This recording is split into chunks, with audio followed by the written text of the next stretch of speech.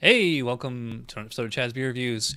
We are going back to category 22 American Strong Ale, or Strong American Ale, whatever. Specifically Style 22D wheat wine, because I couldn't find a wheat wine when I was doing those beers, and I just happened to get one today. So lucky. So, all right, so let's talk about Style 22D wheat wine. Overall impression: a richly textured, highly alcohol sipping beer. I shouldn't say highly alcoholic. Sipping beer with a significant grainy, bready flavor and sleek body. The emphasis is first on the bready, weedy flavors with interesting complexity from malt, hops, fruity yeast character, and alcohol complexity. And for that, I've got, which is what they're saying is one of the commercial examples of the style. I'd never seen it or heard of it until today. This is Two Brothers, Bear Tree, and as you can see, 13, as in 2013. So this bottle is about 5 years old. I don't see a specific bottling date on it, but I mean, it says 13, so I'm just going to assume 2013. All right, so let's check out the comments, history, all that stuff. Dark malt should be used with restraint. Much of the color arises from a lengthy boil. Some commercial examples may be larger than the vital statistics, and some may not be brewed every year. History: first brewed at Rubicon. Okay, never heard of that before, but all right. Breweries frequently experiment with the style, leading to a range of interpretations. This is interesting under characteristic ingredients. They say typically brewed with a combination of American two-row and American wheat.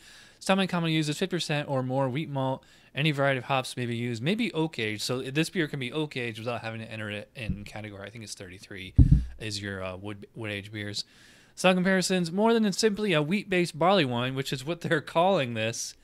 Barley wine style Weiss less beer. Emphasis on hops in American barley wine has roots in American wheat beer rather than any German wheat styles. So should not have any German Weizen yeast character. So, look at our vitals: 30 to 60 IBUs, 8 to 15 SRM, 8 to 12% ABV. This one's 11. All right, so enough of that. Let's get down to brass tacks here. All right, so let's give it a whiff. I'm getting kind of a barley wine kind of a note from this, like the kind of dark fruits, like that English barley wine, but whereas like, J.W. Lee's would be like way up here, and the aroma, this one's like kind of down here. It does have a bready kind of aroma to it. Not super like baked bread, just, I mean, definitely bready, wheat. I mean, it should. It's a wheat wine, so. And a little bit of vanilla from the alcohol. As far as hops, I think the hops are long gone.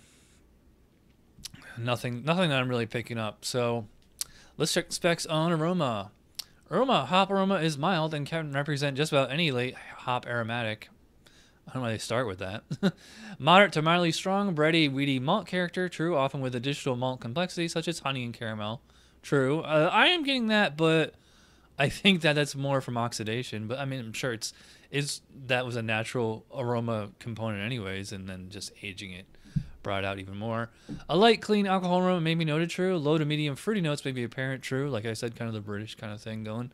Very low levels of diacetyl are acceptable, but not required. I am not getting that. Maybe that's what, like any kind of caramel, butterscotch kind of thing, and I'm really not getting it.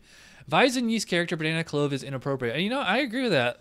I'm going to say 9 out of 12 on the aroma.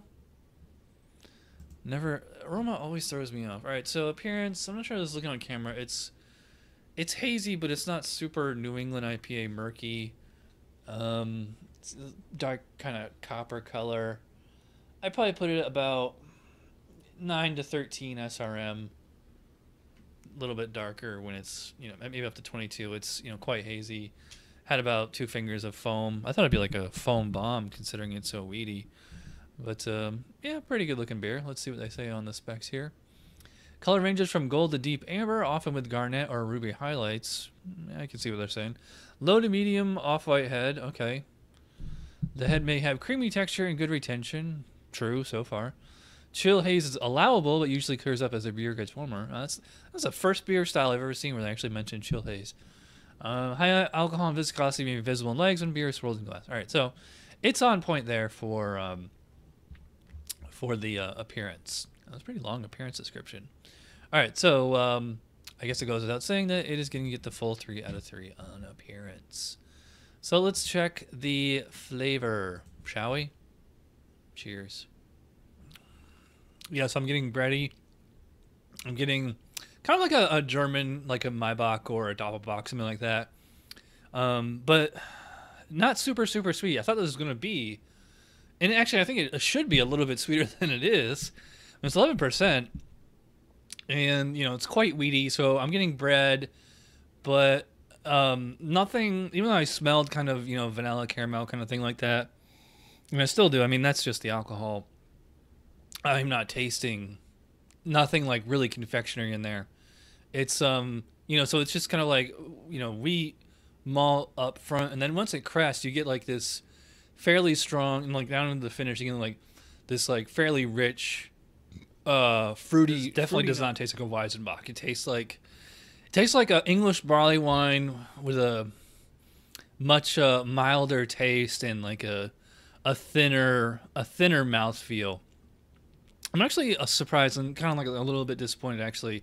That's such a big beer, 11% ABV, that it's not that it tastes bad. It's just that it's a little underwhelming, a little mild. And this, I mean, it probably could pass as a barley wine, but it's lacking like that, super robustness that you get from a true barley wine. Let's see what the specs say on the flavor for a wheat wine. Let's see what's different about it. Flavor, moderate to moderately high weedy malt flavor, dominant in the flavor balance over any hop character. True. Interesting they say moderate to moderately high. It's like, that's not even like that strong. So, moderate? Okay, yeah, I'd say moderate. Low to moderate bready, toasty, caramel, or honey notes are a welcome complexity note, although not required. Well, that's interesting. They say that's not even required. So, yeah, I mean, bready, toasty, nah, caramel, honey, yeah, a little bit. Hop flavors, low to medium, can reflect any variety. I really didn't talk about that. Yeah, so it's just tiny little bit of like earthy kind of spicy hop flavor. Bitterness is quite low on here. Moderate to moderately high fruitiness, often with the dried fruit character. Yeah, the dried fruit is there, but they're saying at least moderate. I'm saying it's kind of moderately low. Like you have like there's that one spot right as it finishes where you really feel and taste it, but it's not there the whole thing. Hop bitterness may range from low to moderate balance, therefore ranges from malty to evenly balanced. Yeah, the hop is everything hops here is very, very low, and it's definitely more malty. I would not call it super balanced, but it's not like cloying or sickly sweet or anything. Should not be syrupy and underattenuated. True. Some oxidative or vinous flavors may be present, and as are light alcohol notes that are clean and smooth but complex. All right, true. I mean, they're saying oxidation is okay. True. A complementary supportive oak character is welcome but not required. I'm not getting any kind of woodiness on here. If it's there, it's really deep down in the back. Yeah, this is mostly on point, and it tastes pretty good, but I swear it just tastes like it's like a little watered down or something. I was expecting something big, but it's just kind of medium in all shapes and sizes.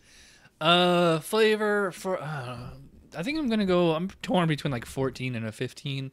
I think I'm gonna say 14. I'm a little disappointed. I mean, and 14 is not bad at all, but it's far from great. Mouthfeel, I put it only at about medium body, moderately low carbonation. It does have a creamy, smooth texture, which is nice. So the drinkability on it is, quite high. And 11% ABV, this, to me, drinks more like a 7 or 8. Not, like, the alcohol's there, but it's quite subtle. And I'm drinking this fairly warm. So it says on mouthfeel, medium full to full-bodied and chewy, often with a luscious, velvety texture. So you're saying it should be at least medium full. I think it's more of a medium. Low to moderate carbonation, all right, true. Light to moderate smooth alcohol warming may also be present, true. All right, so it's mostly there, but I'm going to kind of penalize it for only being medium. I think it should be much thicker and like they said, chewy. Overall impression, I'll say 7. I mean, they're saying this is one of the commercial examples, and so this is off the 2015 guidelines, which are probably written in 2013 and 2014. So this was probably one of the inspirations for the style guidelines. So, all right, so overall score is a 36 out of 50 for the 36 out of 50 for Bear Tree 2013. Fine wheat beer, nothing really amazing. I really don't see much point in aging this. If you have one of these in your basement, drink it now. I think it peaked a couple of years ago. All right, so thanks for watching. I'll see you guys next time. Cheers.